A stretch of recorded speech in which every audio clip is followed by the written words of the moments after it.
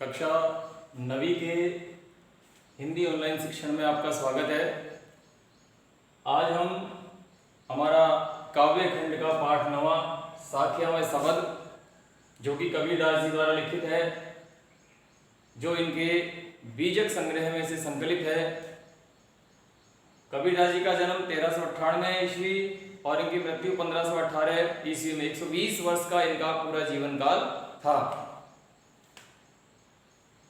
पहले की कक्षाओं में हमने कबीरदास जी की साखियों का भावार्थ किया, साखियों को हमने समझा। आज के इस ऑनलाइन कक्षा में हम इनका जो शब्द भाग हमारे पाठ्यक्रम में संकलित है, इस शब्द का जो पद हमारे पुस्तक में दिया हुआ है, इस पद को हम पढ़ेंगे। इस पद के महत्वपूर्ण शब्दार्थ जिनको याद करने से, जिनको समझने से हम इस पूरे पद के भावार्थ को बहुत आसानी से समझ सकते हैं, बहुत आसानी से हृदयंगम कर सकते हैं। एकाग्र चित्त से उसे अगर हम सुने तो प्रारंभ करता हूं मैं आज की कक्षा। इसमें देखिए, सबसे पहले कबीरदास जी ने जो शब्द कहा, अब शब्द जो शब्द है इसको हम पद भी कह सकते हैं। चलिए, क्या कह रहे हैं कबीरदास जी?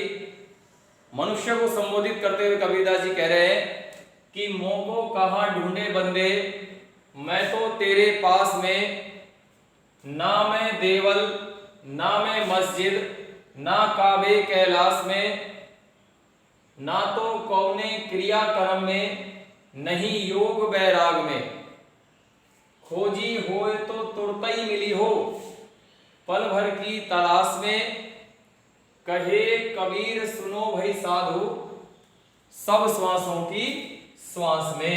ये एक 5 पंक्तियों का शब्द यानी पद हमारी पाठ्य पुस्तक में दिया हुआ है। अब इसमें कुछ महत्वपूर्ण शब्दार्थ हैं जो अर्थ की दृष्टि से कठिनता लिए हुए हैं। जैसे मोह को यानी मुझे, बंदे इंसान या मनुष्य, देवल मंदिर, काबे मुसलमानों का पवित्र तीर्थ स्थल जिसको मक्का मदीना भी कहते हैं, क्रिया कर्म पूजा पाठ, वैराग यानी वैराग्य, खोजी खोजने वाला, ढूंढने वाला, तलाश करने वाला, तुरतई तुरंत या शीघ्र, और तलाश यानी खोज करना, ढूंढना, मालूम करना, पता लगाना। इन शब्द के अर्थों को हमने देखा। अब हम इसके शब्द यानी जो पद दिया हुआ है इसका भावार्थ देखते हैं। कबीरदास जी कह रहे हैं इंसान को संबोधित करते हुए कि मोह को कहां ढूंढे बंदे, मैं तो तेरे पास में, कि हे मनुष्य तू मुझे कहां ढूंढ रहा है, मैं तो तेरे पास में ही रहता हूं, अर्थात हर समय तेरे पास हूं। इसका अर्थ क्या हुआ कि जो ईश्वर है वो हमारे हृदय में निवास करते हैं। ना मैं देवल ना मैं मस्जिद, ना काबे कैलाश में।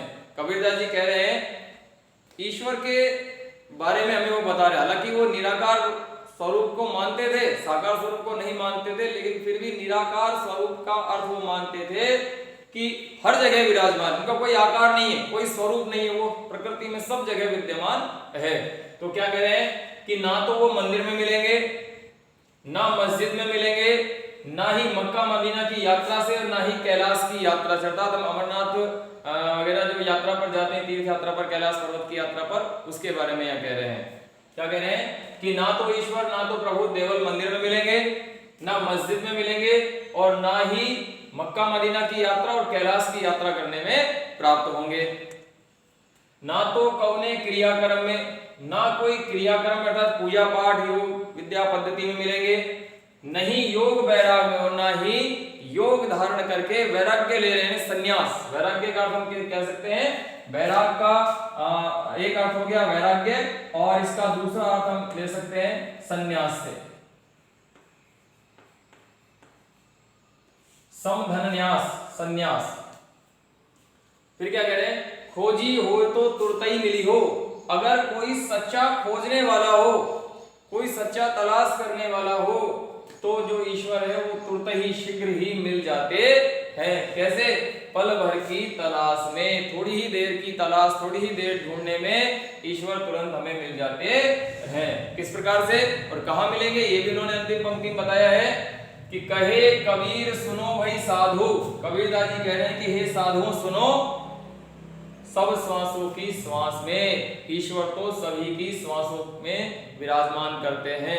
ईश्वर तो सभी की श्वासों में निवास करते हैं। सब श्वासों की श्वास में, सबकी श्वासों में निश्वास रूप से विद्यमान रहते हैं, सबके हृदय में ही विराजमान रहते हैं। इस प्रकार से ये कबीरदास जी का जो हमारा नवा पाठ है काव्य खंड का साख्या शबद, इसमें से साख्या हमने पहले पढ़ी, शबद को हमने आज देखा।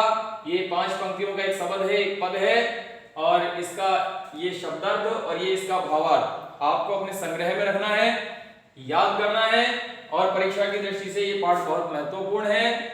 आप इसको अपने संग्रह में रखें, याद रखें, और इसको आप नोट भी करें। और अधिक से अधिक अपना जो ये वीडियो है, अपनी जो ये पढ़ाई है, जो हम ऑनलाइन तरीके से आपके पास ऑनलाइन माध्यम से पहुंचा रहे हैं, इस चैनल को ज्यादा से ज्यादा सब्सक्राइब और शेयर एंड लाइक जरूर करें, ताकि औरों को भी इससे लाभ और फायदा मिल सके। जय हिंद, जय भारत।